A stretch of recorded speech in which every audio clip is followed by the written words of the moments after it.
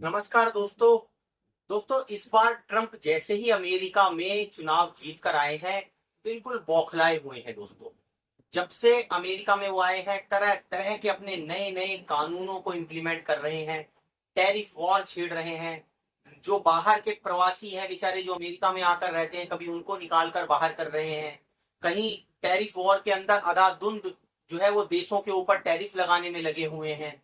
और इन्होंने दोस्तों एक ऐसा हड़कंप मचा कर रखा हुआ है कि ये पता नहीं कितनी इमरजेंसी सिचुएशन में फंसे हुए हैं। आइए समझने की कोशिश करते हैं, क्या वास्तव में अमेरिका की अर्थव्यवस्था इतने नाजुक दौर से गुजर रही है कि वहां पर ट्रंप के करने के लिए कुछ बचा ही नहीं है। और वो जानते हैं कि आने वाले समय के अंदर अमेरिका के अंदर हालात ऐसे हो जाएंगे कि जिनको अर्थव्यवस्था के तौर पर संभालना मुश्किल होता चला जाएगा। दोस्तों, हम सभी जानते हैं कि जैसे जैसे चाइना की स्थिति वैश्विक तौर पर मजबूत होती जा रही है, उसका व्यापार भी दूसरों देशों के साथ बढ़ता जा रहा है। और उसी व्यापार की बदौलत ही वो एक आर्थिक महाशक्ति बन चुका है। वहीं दूसरी तरफ अमेरिका जो है वो ढलान पर दिखाई देता है। उसकी करेंसी भी दोस्तों लगातार जद्दोजहद कर रही है अपनी स्थिति बनाए रखने के लिए। दूसरी करेंसियां, चाहे वो चीन की करेंसी हो, चाहे वो यूरो हो, यूरोपियन देश की करेंसी हो, वो अमेरिकी डॉलर से अच्छा परफॉर्म कर रही हैं। ऐसे में अमेरिका के लिए ये यक्ष प्रश्न खड़ा हो गया है कि किस तरह से अपने डॉलर को वो बचाए। हमने हाल ही में देखा किस तरह से ब्रिक्स के देशों को अमेरिका ने धमकी दी। ब्राजील के ऊपर किस तरह से टैक्स जो है, टैरिफ टैक्स लगाकर बढ़ा दिए। और वहां के जो है राष्ट्रपति का किस तरह से उस पर जो है बयान आया। उसके बाद हमने देखा कि भारत को भी इंक्लूड किया गया, 10% एक्स्ट्रा टैरिफ लगेगा क्योंकि वो ब्रिक्स में शामिल है। दोस्तों मतलब खुली आप देखिए कि धमकियों और चेतावनियों का दौर चल रहा है। और जिसके ऊपर आता है ताबड़तोड़ टैरिफ और लगा देते हैं। तो बदले में भैया वो देश भी क्या करेगा? तुम्हारे कोई रहमो करम पर तो बैठा नहीं है, रोटी खा रहा है, वो भी टैरिफ लगाएगा।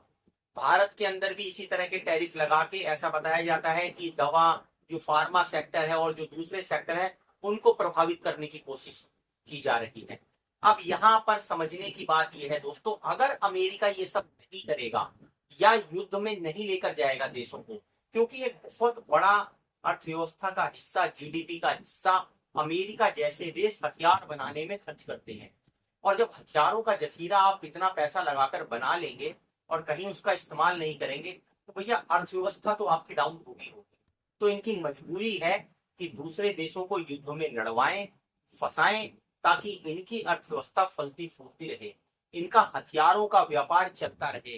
देश जो हार रहे हैं वो भी इनके हथियार खरीदेंगे, जो जीत रहे हैं वो भी इनके हथियार खरीदेंगे। ये लड़ने, जो मार रहा है उसके साथ भी दोस्ती रखते हैं, जो पिट रहा है उसके साथ भी दोस्ती रखते हैं। मतलब दोनों तरफ से इनको मुनाफा चाहिए। और अगर वो चीज भी नहीं होती है तो फिर ये इराक की तरह या दूसरे छोटे मोटे अफगानिस्तान की तरह इस तरह के छोटे मोटे देशों पर हमला करते हैं और उनको बर्बाद कर कर अपनी अर्थव्यवस्था को बूस्ट करते हैं। तो दोस्तों यहाँ पर अमेरिका एक बहुत बड़े संकट से जूझ रहा है। और उससे उभरने के लिए, उसके लिए बहुत जरूरी है कि किसी भी तरह से वो एक ऐसी स्थिति उत्पन्न कर दे जिससे उसकी अर्थव्यवस्था मजबूत होकर उभरे। और आप सभी जानते हैं कि उसके लिए उसके पास लिमिटेड ऑप्शन बचते हैं।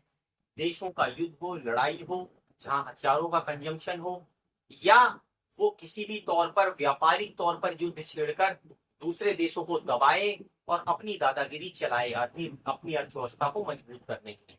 दोस्तों आप हमें कमेंट कर जरूर बताइए कि आपको क्या लगता है, अमेरिका अपनी अर्थव्यवस्था को बचाने के लिए और क्या क्या खतरनाक कदम उठा सकता है। हमारे वीडियो को लाइक और सब्सक्राइब जरूर कीजिए। धन्यवाद।